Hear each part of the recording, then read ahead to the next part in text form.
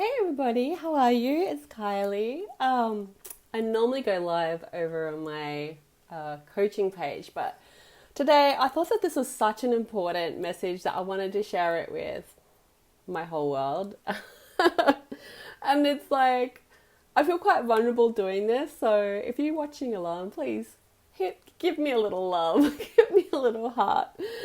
Um, and so it's just, I mean, life is full of irony, isn't it? Really, because as a coach or as a teacher, we often have to learn the lesson that we're teaching. And so I just as I was about to go live here, I caught some of the irony. So I'm going to come back and share that with you.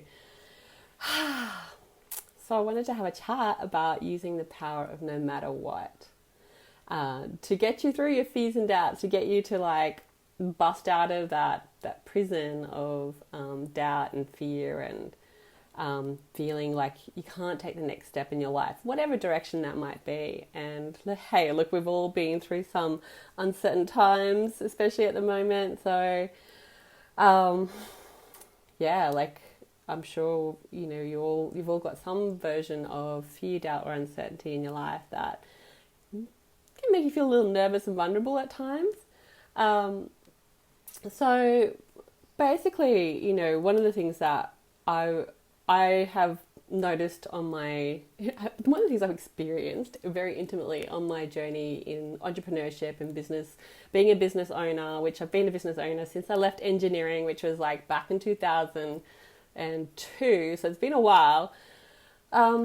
Is that we can have these great big goals and we can have very clear guidance on what we want to get out of life or experience in our lives. And we, if you're quite courageous, you might set out on a journey to experience that, to get traction or progress towards those goals. And then you hit imposter syndrome, or you hit perfectionism, or you hit instant gratification, being disappointed, you hit the fear of failure, or you don't get the results that you actually want.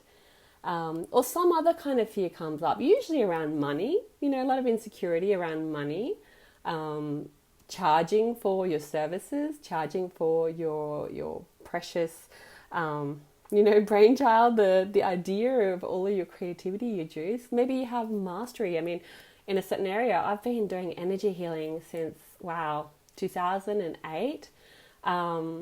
And I started off doing that by donation. And so to move from donation to charging a set fee and then, creating programs and things like that, like it was a really big journey in overcoming all of the doubts and fears that I had around being able to charge for what I provided, the service I provided, when the service that you provide is absolutely priceless.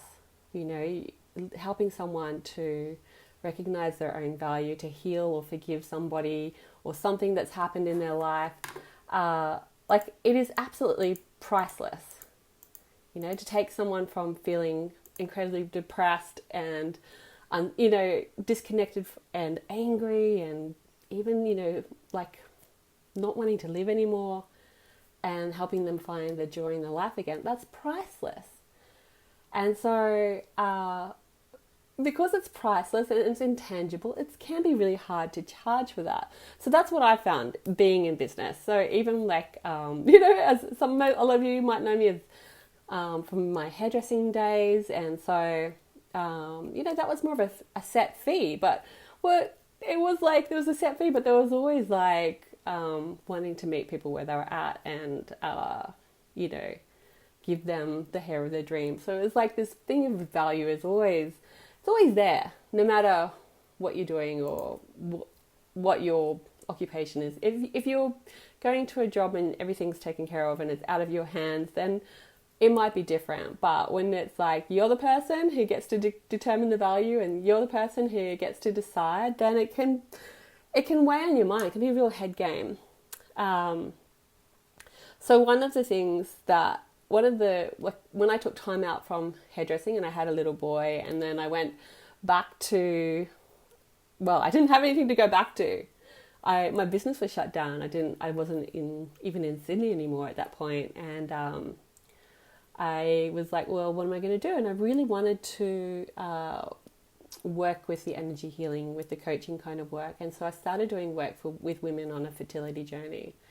And I was very passionate about it, and I knew that I had the capacity to really help ease suffering for people in that situation who are going through an intense fertility journey.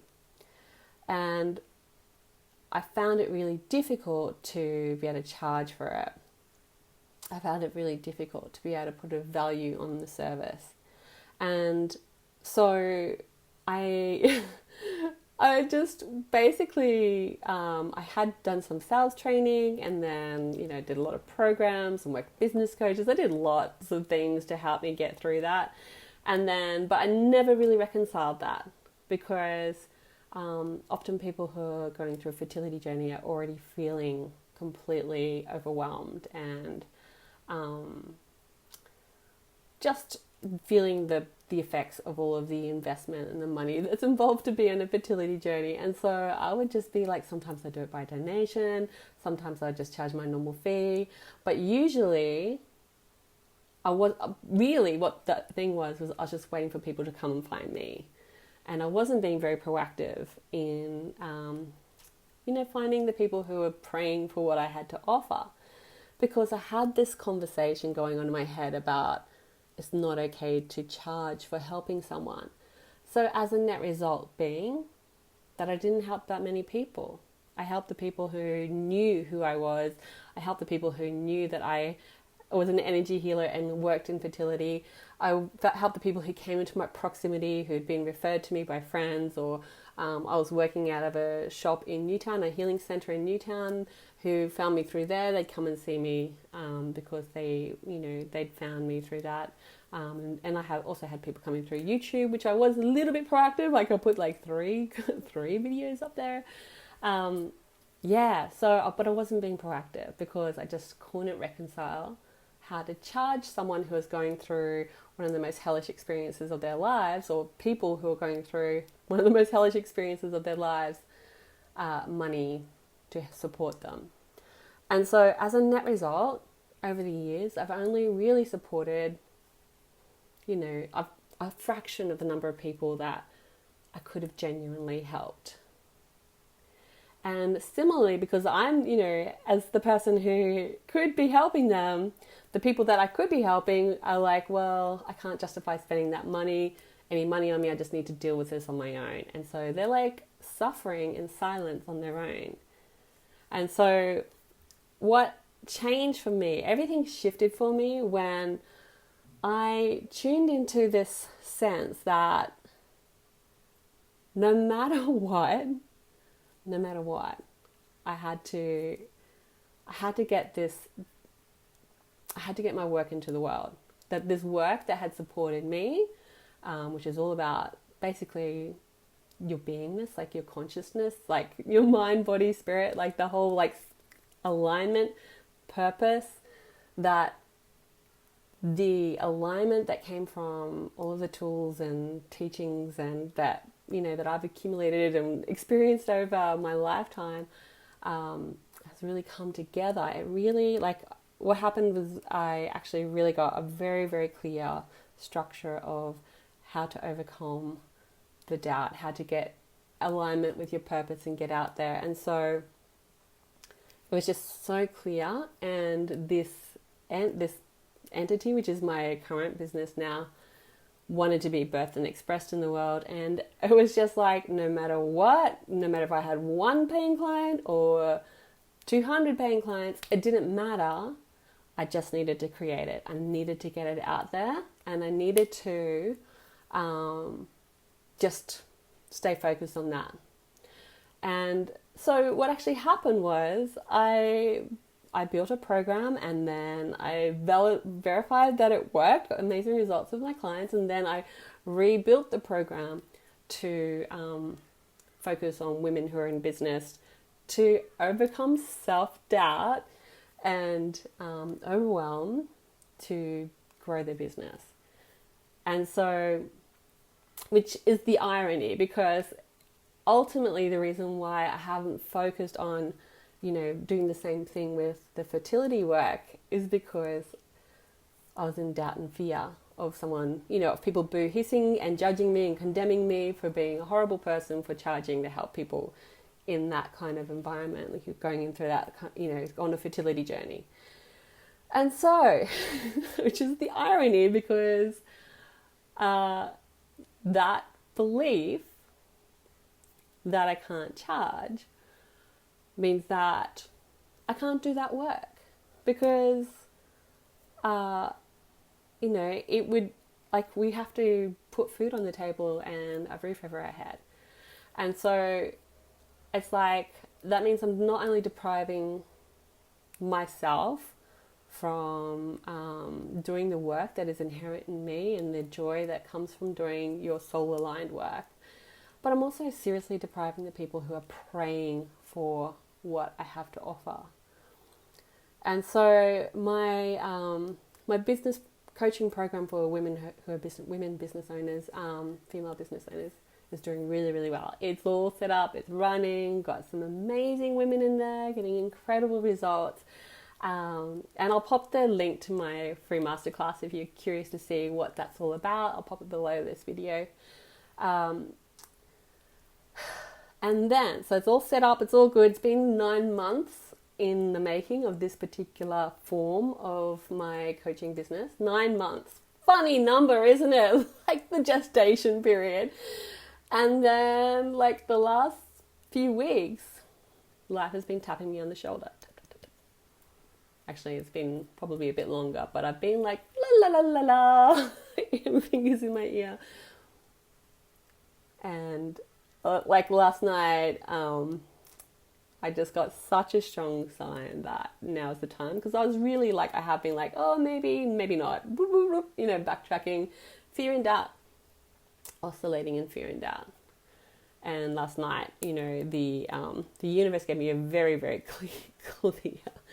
clear guidance to stop this BS and just to create. So I will be doing that. I will be working to create a container for women or for couples who are on a fertility journey. So if you know anyone, or if that is if you're someone who is going through a fertility journey, or you're still feeling the effects, the trauma of that, or you know someone who is, then please feel free to introduce us or say hello to me. But yeah, so that's going to be coming. But it's just really, it's this power of tuning into no matter what. And the reality is that, as many of you will know, I went through my own fertility journey. It wasn't easy, as any fertility journey isn't. It's not easy. It certainly wasn't easy. It certainly was probably, up until that point, was one of the most challenging things I'd ever experienced. I've probably been through a few more challenges since then, but, it's all about building resilience.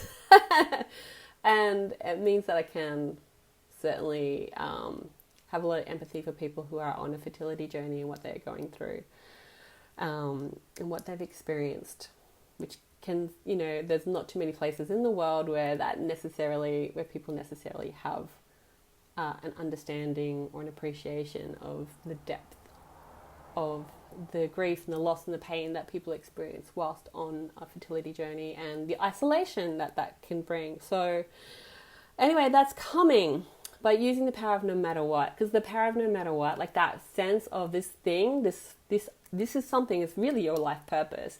This is something that I absolutely must be done. I must do this with this life force of mine in my lifetime. It must happen. And that, tuning into that, is the best thing that you can do to get you through any time that you're feeling fear and doubt. You just tune into what is your purpose, and then take the next step. Breathe deeply. You got it. And life would not be presenting this to you if you didn't have your way through it, if it didn't serve you in some way. I think that's all I wanted to say about it. So, like, all I can say is say yes to your dreams. And the moment you do, say yes to that purpose, the moment you do, things start flowing, right? It's when you've got the, hey, JT Shakti, hello, darling. It's when you've got the brakes on and you're saying, no, I'm not sure. I'm not really sure about this. I'm not really sure if this is where I want to go. I'm not really sure if this is, for me. Like, that's the brakes. When you're like, yep, all right, let's do this. Okay, I'm up for it. Even if it scares me silly, that's when things really start to flow. And so really the wisest thing is just to align with purpose, align with what life is wanting to express through you, and just buckle up, strap in for the ride, and keep saying yes. Yeah. Okay, that's probably it from me today. Lovely to see you here, JT Shakti. And I'll catch you soon. Bye.